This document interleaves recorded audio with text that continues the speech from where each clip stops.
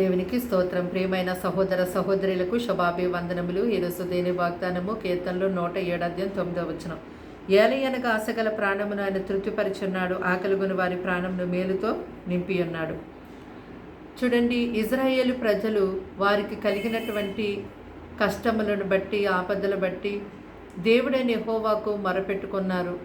ఆయన వారి ఆపదలన్నిటిలో నుండి విడిపించారు. వారి కొరకు ఎండిన నేలను నీటి ఓటలుగా మార్చి వారికి నివాసపురములను ఏర్పాటు చేశారు. పొలములో విత్తనములు వేసి ద్రాక్ష తోట నాటి వాటి యొక్క ఫలము సస్యఫల సమృద్ధిగా మార్చారు. అంతేకాదు, వారి యొక్క సంతానమును అధికముగా దేవుడు ఆశీర్వదించి వృద్ధి చేశారు. వారి యొక్క వంశము మందవలే వృద్ధి అగునట్లుగా చేశారు. ఈ విధంగా దేవుడు వారికి ప్రతి విషయంలో కూడా ఎంతో తోడయుండి వారిని ఆశీర్వదించారు. వారి ఆశగల ప్రాణమును ఆయన ఎంతో తృప్తిపరిచారు. అలాగే మీ యొక్క జీవితంలో కూడా మీరు ఎన్నో ఆపదలు, అలాగే బంధకములలో బంధించబడి చీకటిలో మరణాంధకారములో జీవిస్తూ ఉన్నారేమో. మీరు కూడా ప్రభువైన యేసుక్రీస్తు వారి వైపు తిరిగి ఆయనకు మొరపెట్టండి. తప్పకుండా మీ ఆపదల నుండి ఆయన ఎంతో గొప్పగా విడిపిస్తారు. మిమ్మల్ని, మీ కుటుంబాల్ని ఆయన ఆశీర్వదించి గొప్ప మేలుతో మిమ్మల్ని నింపుతారు. ప్రార్థన. దేవానికి వందనములు, స్తోత్రాలు, స్తుతులు చెల్లిస్తాం తండ్రి.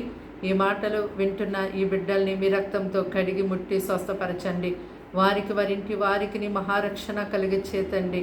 ఇదిగో వారి ఎటువంటి ఆపదల్లో, కష్టాల్లో, బంధకాల్లో, ఇరుకుల్లో, ఇబ్బందుల్లో, చీకటిలో జీవిస్తున్నారో ప్రభా, వారు ఇప్పుడే నీ వైపు తిరిగి మొరపెట్టుకోవడానికి వారిని లేవనెత్తండి. వారు ప్రార్థిస్తూ ఉంటుండగా యేసు నామములో వారిని విడిపించండి. వారికి ఎంతో సహాయం చేయండి. వారిని పైకి లేవనెత్తండి. వారి వంశమును మందవలె వృద్ధి చేయండి. అయ్యా, నీ ఆశీర్వాదం అధికముగా వారికి సంతానాభివృద్ధి కలుగునట్లుగా చేయండి. వారి కుటుంబాన్ని వారిని దీవించి కాచి కాపాడండి ప్రభా.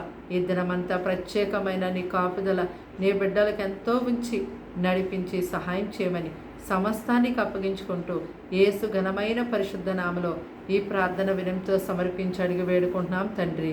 ఆమేన్.